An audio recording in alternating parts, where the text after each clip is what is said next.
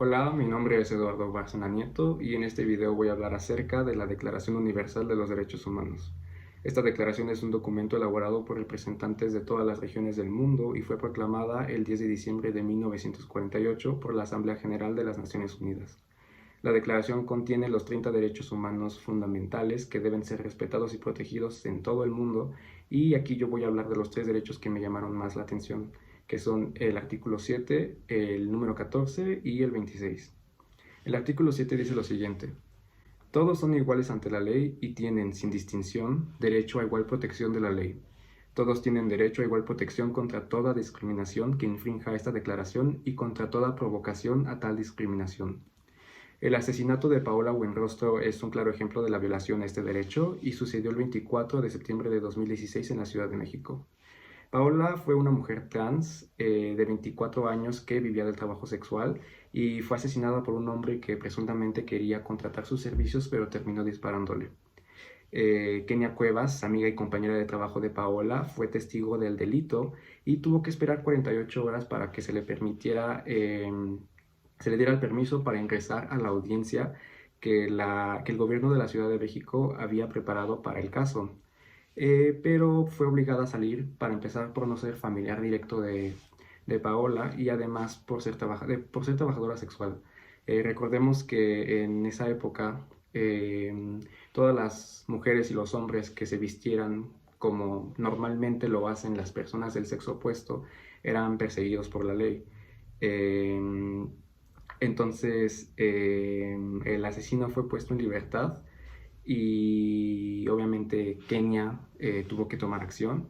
Así que después del funeral que se realizó para Paola en el lugar donde trabajaba y camino al lugar donde se iba a dar entierro al cuerpo, Kenia decide arrebatarle las llaves al conductor de la carroza en medio de la avenida Insurgentes y bajarse del vehículo para bajar el ataúd de Paola y mostrarle al mundo su cuerpo y pues protestar por toda la injusticia y la discriminación que había cometido el gobierno de la ciudad.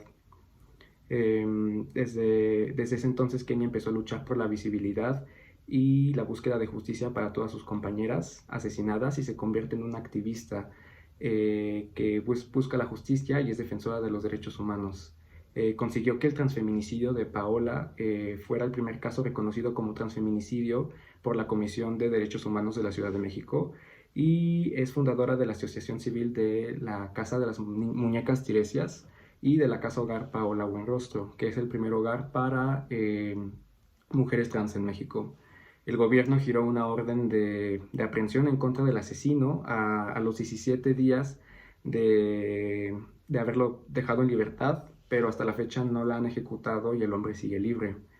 El caso de Paola refleja la corrupción que existe en el sistema de justicia de nuestro país y es un claro ejemplo de la violación al artículo 7 de la declaración, pero son el trabajo y la justicia que hizo Kenia la prueba de que a través de la educación, la información, la empatía, se puede exigir a nuestros gobernantes que hagan valer estos derechos y que pues les brinden a las personas las herramientas necesarias para continuar formando una sociedad libre de discriminación, prejuicios e injusticias. El segundo artículo que voy a abordar es el número 14 y dice que en caso de persecución, toda persona tiene derecho a buscar asilo y a disfrutar de él en cualquier país, así como que este derecho no podrá ser invocado contra una acción judicial realmente originada por delitos comunes o por actos opuestos a los propósitos y principios de las Naciones Unidas. Para hablar de este caso voy a apoyarme del libro Around the World in 60 Seconds que tengo aquí y que en español significa Alrededor del Mundo en 60 Segundos. El autor, que es un hombre israelí que se hace llamar Nas, narra algunas de las historias y experiencias que vivió al viajar por todo el mundo durante 1000 días consecutivos y subiendo un video diario a su página de Facebook con una duración de 1 minuto. Es por eso que dice 60 segundos en el libro. En este libro Nas habla de Hassan.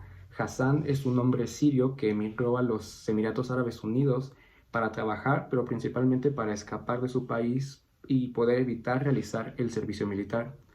En 2011 la guerra civil estalló en Siria y a la par pues se vencieron los documentos de Hassan y pues cuando acudió a la embajada de Siria en los Emiratos Árabes Unidos, no quisieron renovar sus documentos por su negativa a regresar a su país y pues a hacer su servicio militar.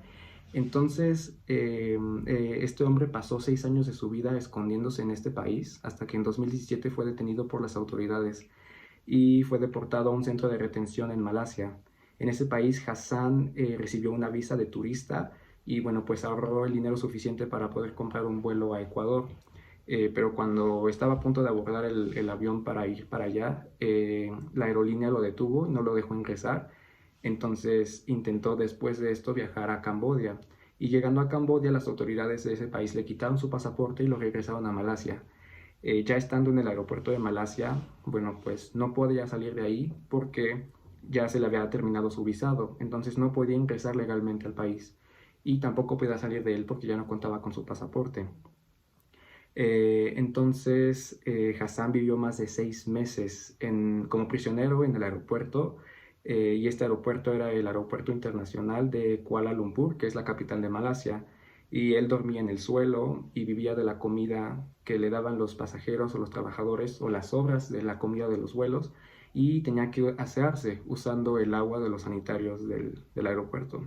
Como último recurso, Hassan decidió compartir en su perfil de Twitter su historia a un grupo de personas que lo seguían y bueno, un grupo de gente canadiense juntó el dinero suficiente para poder financiar y patrocinar el establecimiento de Hassan como refugiado en su país, en Canadá. La aplicación fue aprobada por el gobierno de este país, pero tomaría 26 meses aproximadamente en ser finalizada, lo que significaba que Hassan tendría que vivir en el aeropuerto un poco más de 2 años más. Es aquí donde Nas, el autor del libro, entra en acción, porque pues se enteró de la historia de este hombre y decidió contactarlo para proponerle hacer un video donde mostraran su historia para que llegara a más gente. Nas mandó a uno de sus amigos, colaboradores de este proyecto, al aeropuerto de Malasia porque él, al ser israelí, no tiene permitido ingresar a Malasia. Y entonces pues comenzaron las grabaciones y les tomó un día editar el video, grabarlo y subirlo. El video se volvió viral y alcanzó más de 18 millones de reproducciones en muy pocos días. Pero también pasó algo inesperado y es que Hassan dejó de publicar contenido en Twitter, lo cual hacía casi diario. Y bueno, pues toda la gente que seguía su historia se preocupó porque pensaron que había sido deportado a Siria. La cuestión es que pues 3 meses después, finalmente subió un video donde decía que estaba en Taiwán y estaba esperando abordar el avión que lo llevaría a Canadá. Resulta que su caso llegó a los oídos de las autoridades de Malasia y lo llevaron a un centro de detención por la mala imagen que le había dado al país. Además lo amenazaron con deportarlo a Siria.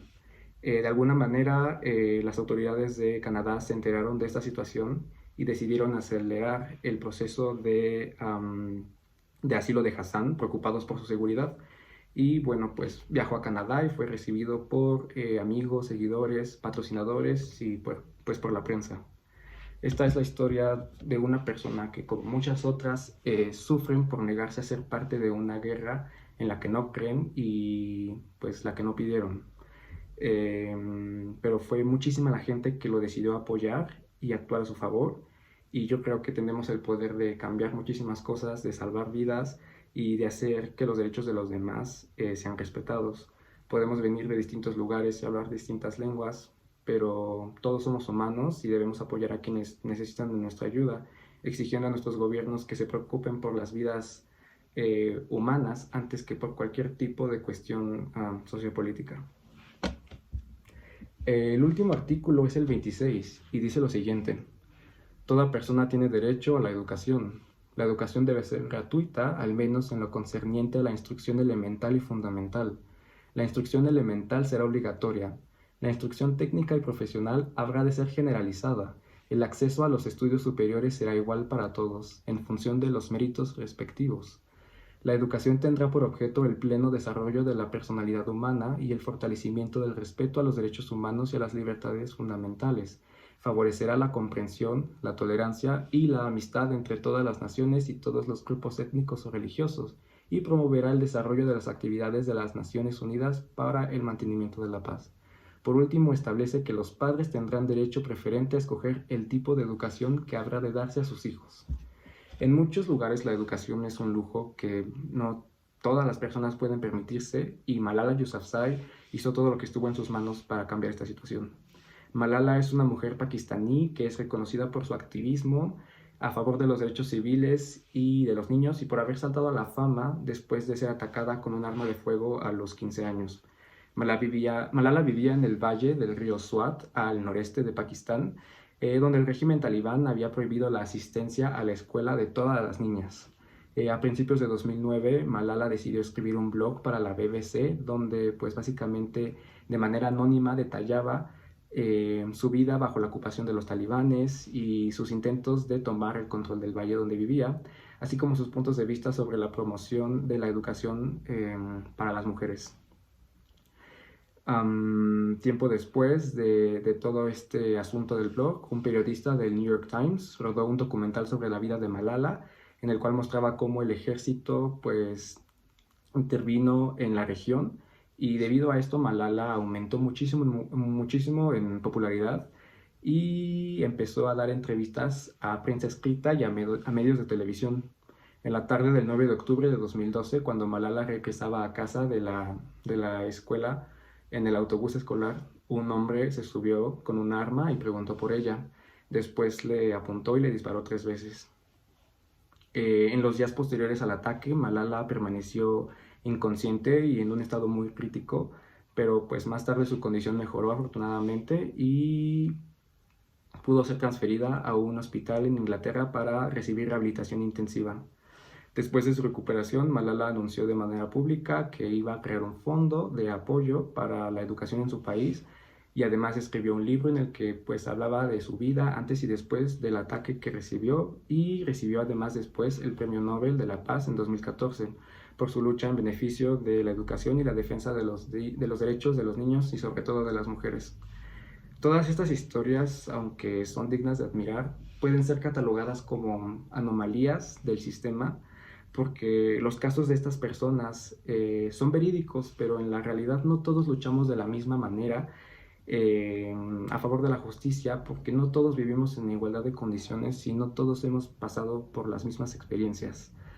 Sin embargo, creo que no es necesario ser partícipe de una guerra o tener influencia mediática enorme o haber pasado por una situación muy difícil para poder tomar acción en beneficio de las cosas que realmente nos importan. Estos derechos humanos y el resto de ellos contenidos en la Declaración son violados todos los días en muchísimas partes del mundo.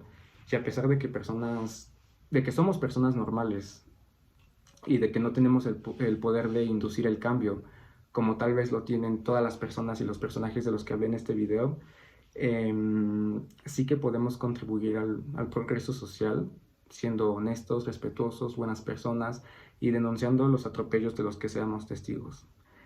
Son los pequeños actos de bondad, de respeto, de empatía, de personas comunes y corrientes los que mantienen la injusticia a raya. Y eso sería todo. Muchísimas gracias por ver mi video.